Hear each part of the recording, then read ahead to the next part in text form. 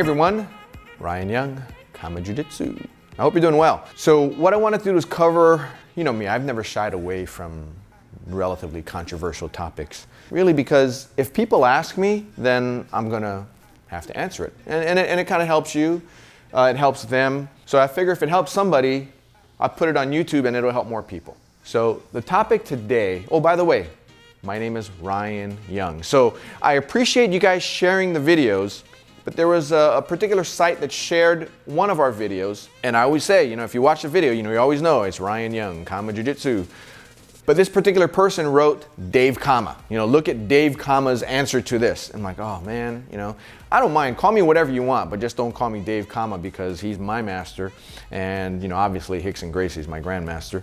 So call me anything, but, you know, at least let Dave have the benefit of being Dave Kama. So anyway, so the topic I want to cover today has to do with cross training. A lot of people think to themselves, and I'm not going to really go either way at this point.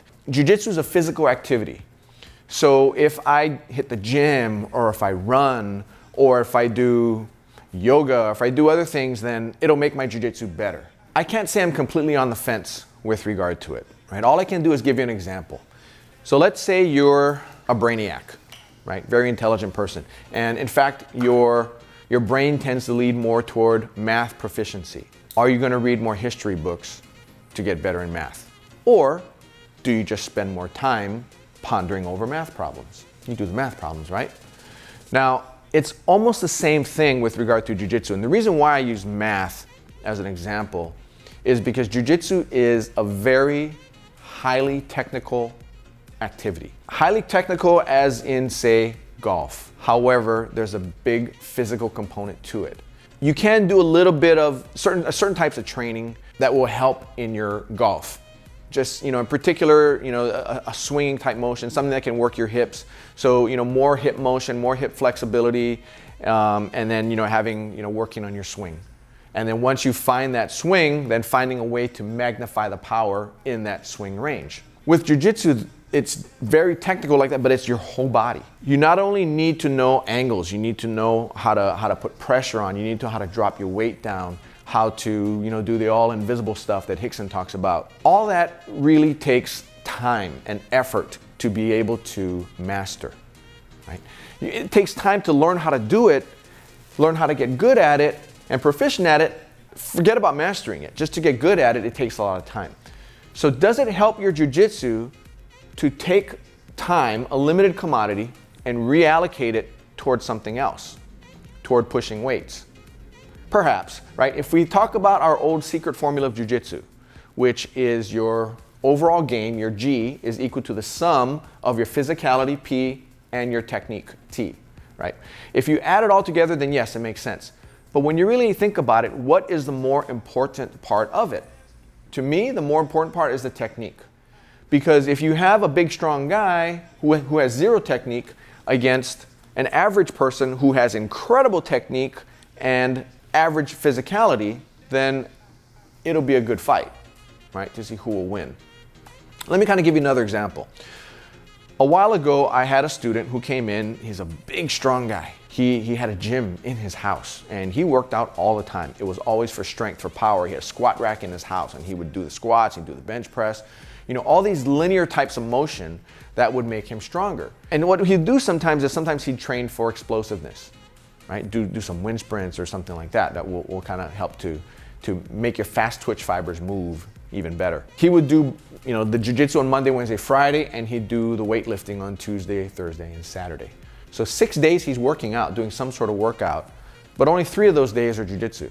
His jiu-jitsu did improve, obviously. You train 3 times a week, you're gonna improve. His body, his muscle, and all that was all the same. He just kind of did the weightlifting to maintain, but he was, you know, still trying to get bigger and stronger, but you know, once you hit a certain age, you're not going to get any bigger and stronger. So what happened was his jiu-jitsu wasn't progressing as quickly as other people who just did jiu-jitsu, who did it more than 3 times a week, or even just 3 times a week but didn't do any kind of lifting and stuff. They did our workouts because we do workout in class. We do a pretty long warm-up, and it starts from an easy warm-up and works up to a much harder warm-up. The movements that we do, most of them are stuff that I remember back from when I was at RICKSON school. You know, movements that RICKSON would do that would help with your jiu-jitsu. But they're all body weight exercises. There's a bit of yoga in there because, you know, RICKSON has always been pretty big in yoga. And it kind of helps with your overall jiu-jitsu. So we do that. We do a number of different things, but our workout will typically run for the first 45 minutes of class before we start getting to some technical stuff or the self-defense portion, and then the technical stuff after, the groundwork. That's a big workout in and of itself. I have people who come in and let's say they're brand new and they want to, it's like going to a buffet and making your plate, you're making your plate full of food that you're not necessarily going to be able to complete, to complete eating. My mom used to always tell me that my eyes are bigger than my stomach. So what happens with these people, they come in, they're early on and they're very gung-ho and they want to be able to keep up with people. And I tell them, look, if you haven't done a lot of working out, and even if you do work out, I've had guys come in that are in shape, bodybuilder type looking guys, and I tell them, look, don't push yourself too hard in this workout because what'll happen is you're gonna end up puking. I've had a lot of people, we used to have outside in one of our locations, out the back door, I used to call it the barf bush. So if you gotta go, just go head out over there. But bathroom, you puke in the toilet or whatever. But I don't wanna see people pushing themselves that hard to the point where they puke. I'd rather people kind of ease up into it. But that being said, we have this workout, a lot of people think they need to supplement it, and really you don't. At least in the beginning phases.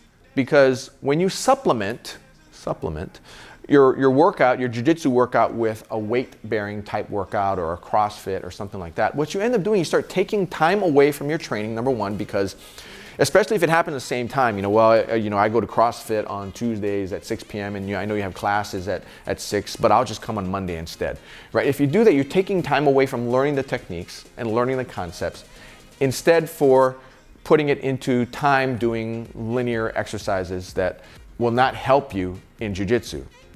And in fact, I would even make the argument that it would be counter to your ability to learn the techniques. And the reason why is a lot of times what we're doing is we're doing very few isometric type exercises and very few explosive type exercises.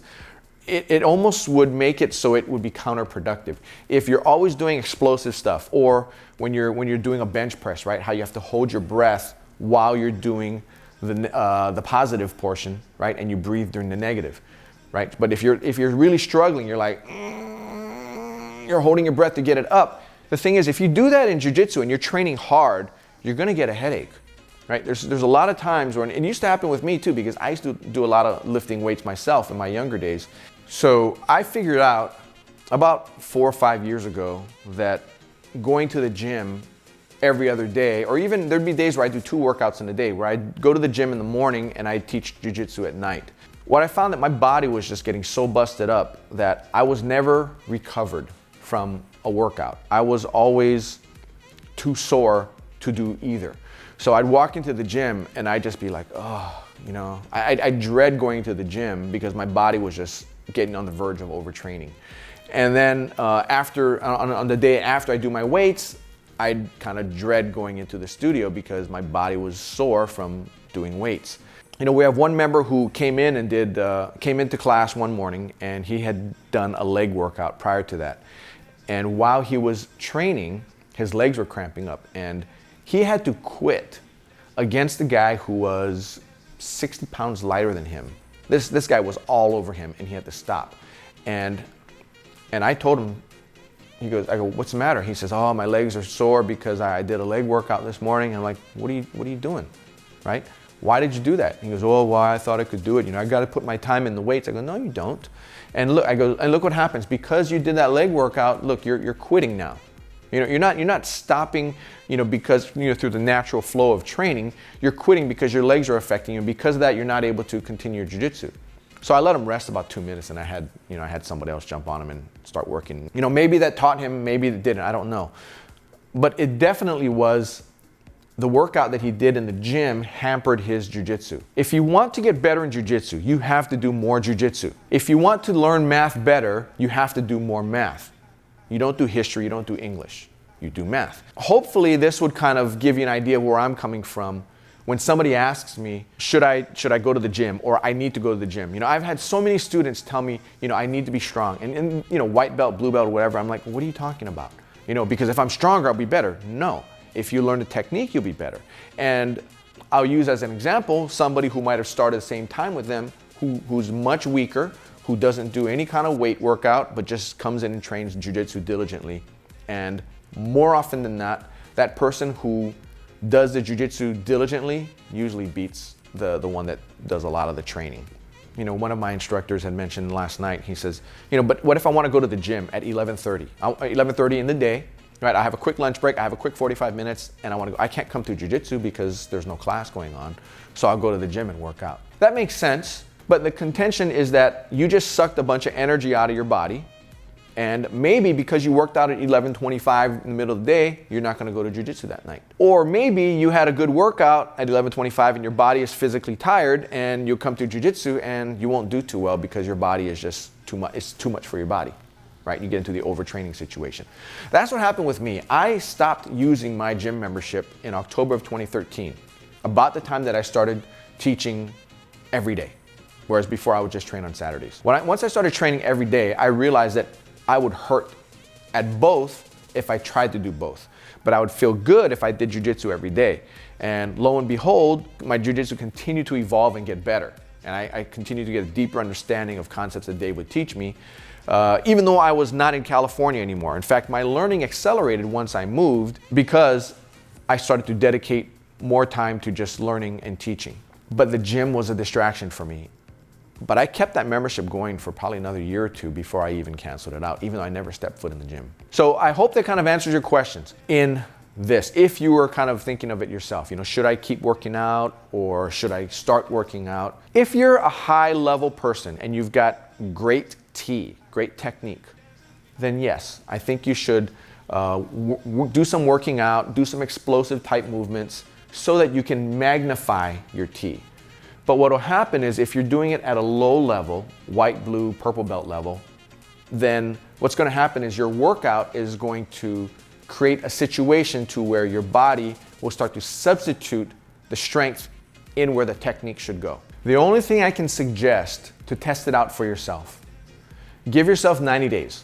90 days with the working out and jiu-jitsu, 90 days with only jiu-jitsu and no working out. But what you need to do is the time that you would have spent working out, you need to reallocate it to jiu-jitsu. So if you did 3 days jiu-jitsu, 3 days gym, provided they're at the same time of day, you know, or when there's a class going, let's say you're passing on a class to go to the gym, right? If that's your situation. If you're working out 6 days a week, 3 jiu-jitsu, 3 weights, try it. You know, keep doing what you're doing. But what I would say, you know, is substitute the 3 workout gym days for 3 jiu-jitsu days, and then see where you're at after 90 days. Just 90 days. You can remember what you did 3 months ago, right? I mean, shoot, where are we now? We're in September 2018. So July, June, July. Yeah. So in June of this year, I remember we're just starting up with our no-gi. And June is when we moved into the studio. It's pretty still fresh in my mind. So give yourself 90 days. Just try it out. Experiment with it. Does your jiu-jitsu improve by substituting the gym days with jiu-jitsu days? I say it definitely will, because now you're going 6 days a week.